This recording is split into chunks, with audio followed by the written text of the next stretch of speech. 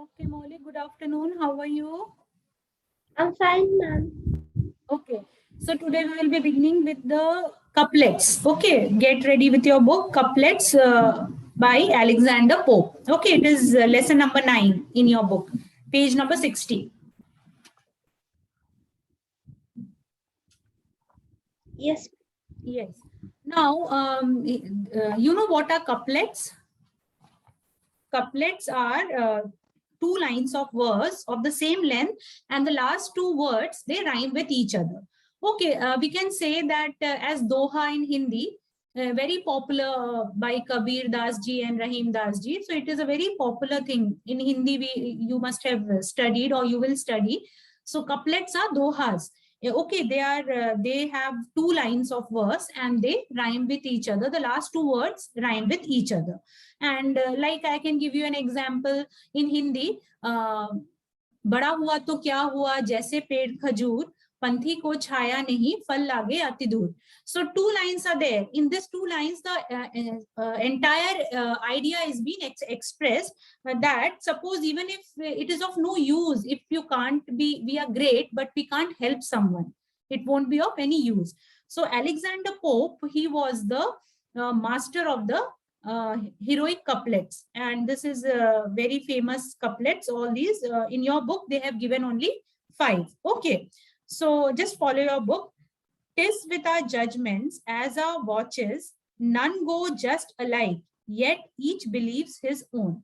So here, see, this is Old English, so you will find some words are changed, like tis, it is, it is. And the spelling of judgment is also not proper. See, E is missing in judgment. But this was used during Old English, so that's how it is written. So, tis with our judgments, as our watches, none go alike, yet each believes his own. So what does this mean?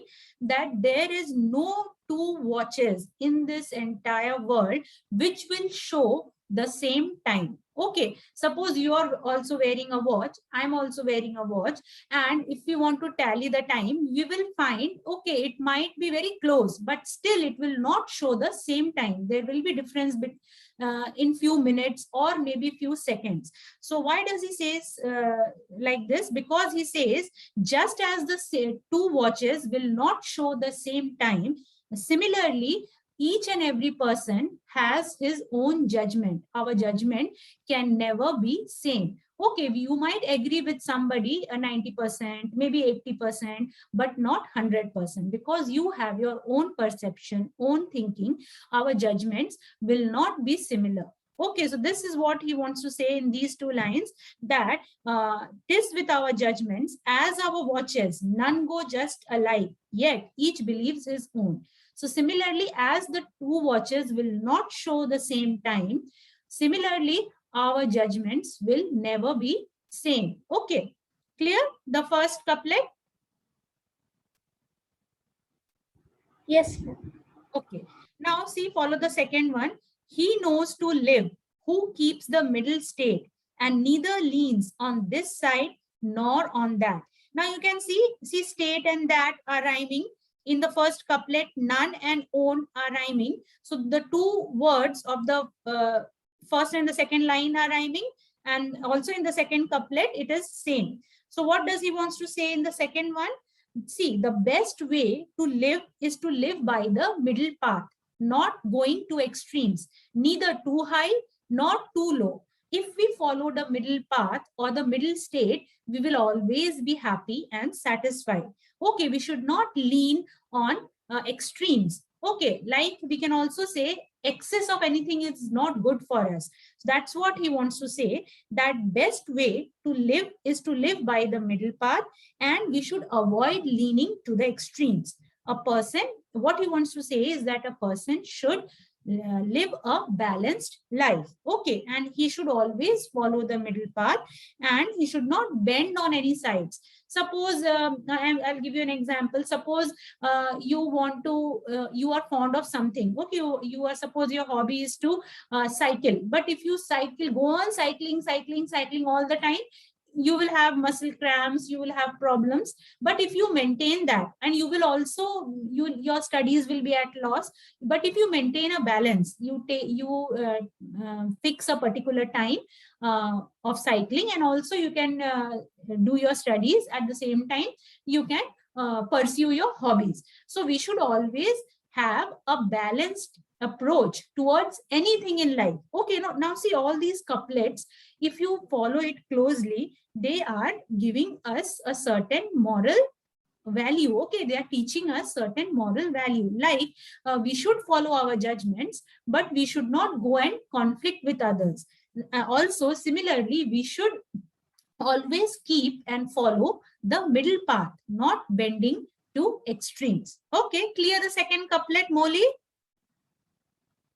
Yes, ma'am. Now see the third one.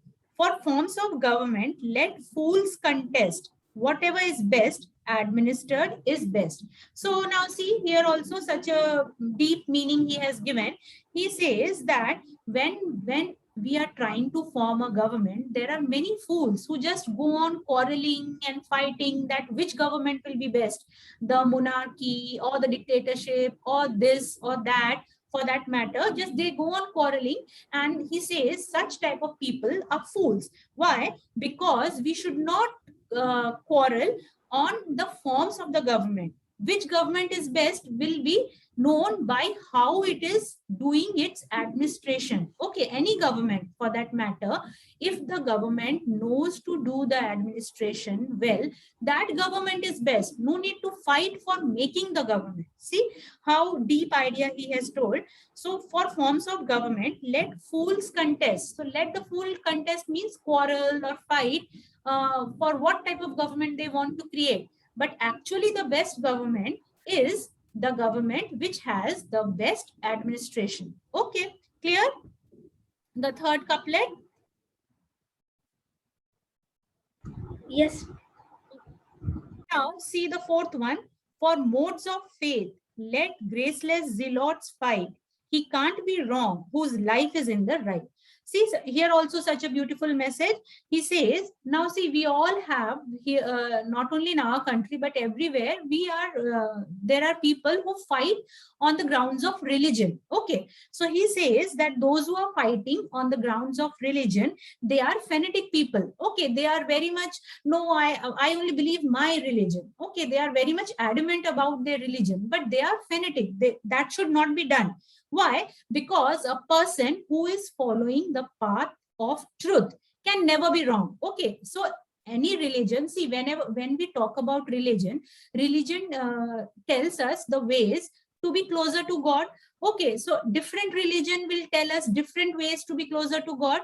But the best thing is, if you want to be closer to the God, or if you want to follow your religion, the best thing is to be following the path of truth. Okay, see, he can't be wrong whose life is in the right. So in the fourth couplet, he's saying religions might give us some mistaken ideas, but the person who follows the path of truth can never be wrong, because his life is always in the right. He's already following the path of truth, because ultimately what does the religion teach us? The religion teaches brotherhood, sympathy, peace, empathy, and truth. So if the person follows the right path, he will always be right, he will be correct, he will not have to face any problems in life. So in just 2 lines, he is giving such a deep idea. Okay, clear? Are you following, Molly?